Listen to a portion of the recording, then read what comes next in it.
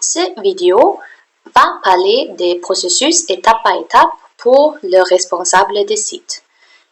La vidéo, cette partie va faire partie du manuel de livraison.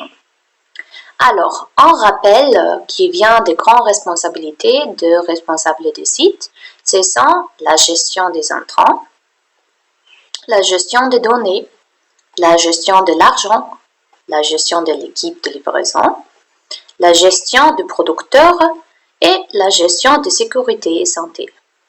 Voici les 6 grandes responsabilités.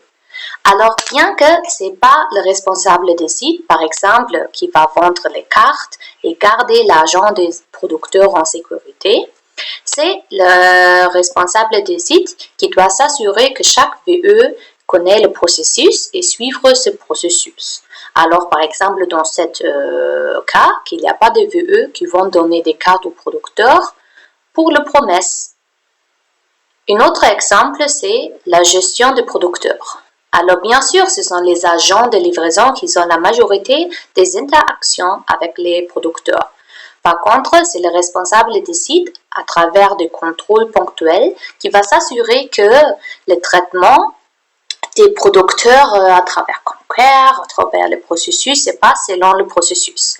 Alors, finalement, c'est vraiment le responsable de toutes les activités qui se passent au site de la livraison. Et vous allez voir que le responsable des sites, c'est toujours la personne qui a le t-shirt rouge avec bien défini le mot responsable des sites.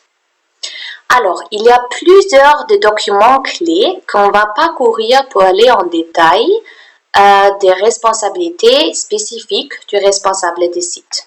Ce sont la fiche responsable du site, un jour dans la vie.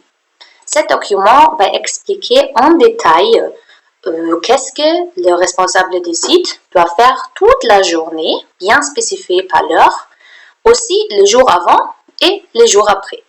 Alors, c'est vraiment comme un journal pour le responsable du site de savoir à chaque moment de la journée qu'est-ce que je dois faire. Après, il y a une checklist contrôle ponctuel de qualité. Vous allez voir, le responsable des sites doit faire plusieurs contrôles ponctuels de qualité pour que tout le monde suive le processus. Et il y a une checklist spécifique pour cela. Il y a aussi un registre de sites de livraison.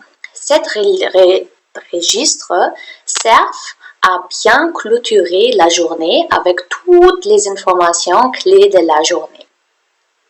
Après, il y a une checklist matériel site de livraison.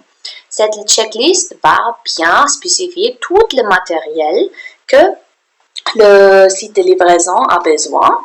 C'est le matériel physique, par exemple, comme par exemple les savons, ou c'est aussi les choses à imprimer. Et cela spécifie aussi le budget que chaque responsable de site va recevoir. Et finalement, il y a une checklist de santé et sécurité qui va définir exactement quelles sont les choses que les responsables des sites doivent assurer concernant la santé et la sécurité. Et avec cette checklist, le responsable lui-même peut faire le check si c'est fait ou si c'est pas fait. Alors, cette vidéo se termine ici. Par contre, il y a une vidéo spécifique pour tous de ces 1, 2, 3, 4, 5 documents que vous allez suivre maintenant.